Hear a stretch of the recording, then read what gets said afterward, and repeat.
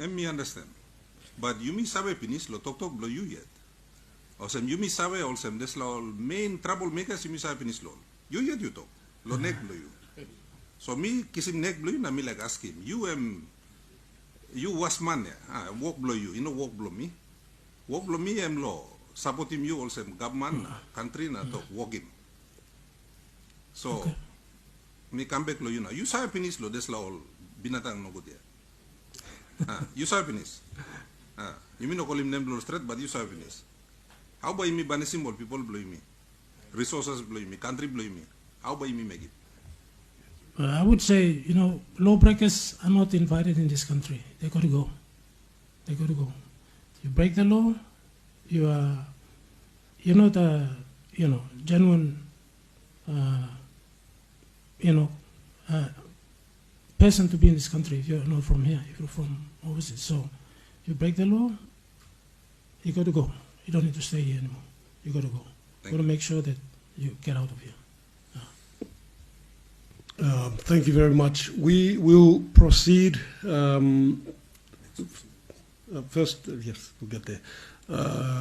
What we will do is have a presentation by all of the state entities that are here.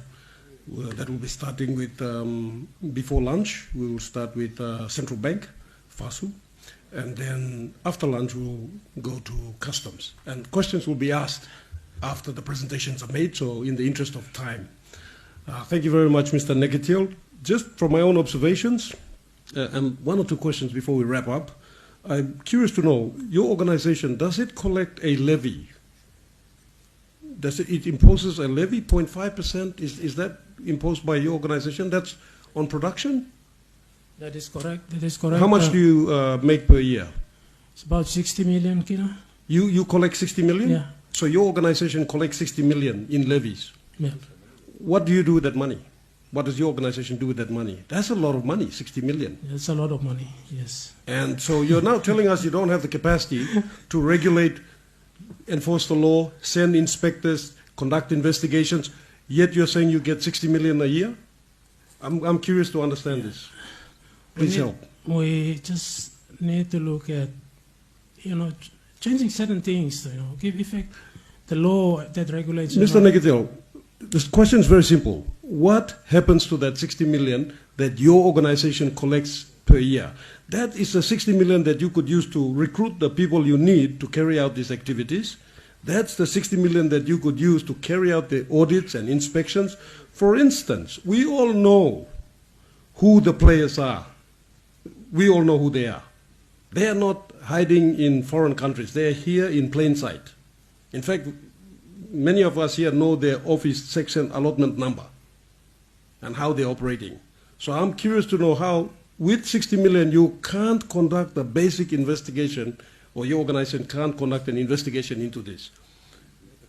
What happens to that 60 million? What does MRA do with that 60 million? Does it go back to the national government, or does MRA utilize it? Or a portion of it's retained by the national MRA? Help us understand this so we can help you. It's used for the MRA's functions. We'd like to, with the... So, Mr. Negatil, very quickly, does MRA get budgeted funds? You request funding from the national government and you get funds from the national government, am I correct? We get funds from the levy and the licensing fees. Oh, okay, so your funding is exclusively from just the levy and licensing? Levy and the license fees, yeah. So you get no grants whatsoever from the national government? No. Oh, okay, that but makes that's still plenty of money. It is. It is. What's your staffing? What's the staffing level like? Your organization. How many staff on strength do you have? On strength, 150. 150. We need more. Yes. And of this 60 million that MRA receives, what amount is apportioned for enforcement activities? We may have the money, but we don't have the capacity. When you say you don't have the capacity, I'm assuming you don't have the workers. You don't have that experience, skills. Officers, yes. Why is that? Part of it is through the procurement process. We follow the public service procurement. It takes long. Is No. DPM the problem? Let me just go straight to that. Yeah, Is I it would think so. DPM? I You having mean, problems with DPM? our process in procuring, we're following the DPM's process. So, you know, when you arrive at trying to get somebody, he refuses because the offer is low. You know, Have you tried upgrading those positions? Again, I know it's a DPM function. we need to look at that. We need to talk about that. We need to look at it or we need to do it? Look at it to do. Looking at it can take a few years. We don't have a few years. Stand Okay, seriously. okay, okay. Problem em sabi, all people blame me but start killing all man about na. You know, it's going to make us all look bad on the world stage because our agencies are not responding. So question blood semenya em istabiet. Is DPM the problem? If we call DPM in here and set them next to you, would that help you in getting to the solution quicker? If we are asking them the question on your behalf? Yeah, if the committee can, raise it with them. The committee will. Okay. So, on notice, the committee will be also calling the Department of Labor, IPA, Migration, Police, IRC, to also turn up and explain why these committees or these organizations aren't working together to protect this very important sector for Papua New Guineans. From our very brief discussions here, first and foremost to the audience, to the people of Papua New Guinea, this is just the beginning of this journey. We have a long way to go yet. But we're going to be effective in delivering recommendations that we believe need to be taken up immediately. Members of this committee here are very serious about their work, and we expect that level of seriousness from those who also attend.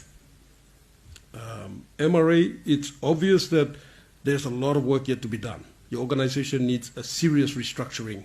That's from my own experience, I can just see that straight away. It does not appear to have enforcement and prosecutorial capabilities. That's very important. You need to develop that immediately. These are your teeth that are supposed to be out there protecting the interests of Papua New Guineans, and we feel that you have not adequately developed them. It's the same with many authorities in the country, actually, that are charged with the responsibility of regulating and enforcing laws to protect PNG interests for, say, forestry, fisheries, MRA, minerals. And as pointed out by members here, the gates are wide open. We have all manner of characters coming to this country, most of whom are not genuine taxpayers, most of whom are not here to do what is right by our laws. And it's because we let them. It's because we let them. We're responsible. We're at the gates, we're at the doorway, and we're letting them come in here and do this to our people. Shame on us. So, having said that, Stan, thank you very much for your insight. This is an opportunity for you to also highlight the capacity issues that your organization faces and how we as a committee can help you. You've got some very credible members of the committee here who are going to make some strong recommendations that have to be taken up by executive government. Anyhow, having said that, we will proceed with Central Bank. Central Bank, you'll just give us an update on your roles and responsibilities. I believe you are exclusively responsible for issuing licenses for exports. We've got intelligence here that tells us, gives us a very frightening figure from the data given by MRA, by the way, and comparing that with imports from PNG as reported to international trade data on UN Comtrade, credible statistics. And that data tells us, as an example, I'll just take 2 years. In 2021, 2.8 tons of gold were smuggled from PNG in 2021. In 2022, 2.3 tons of gold were smuggled from PNG. Very frightening statistics. What's happening?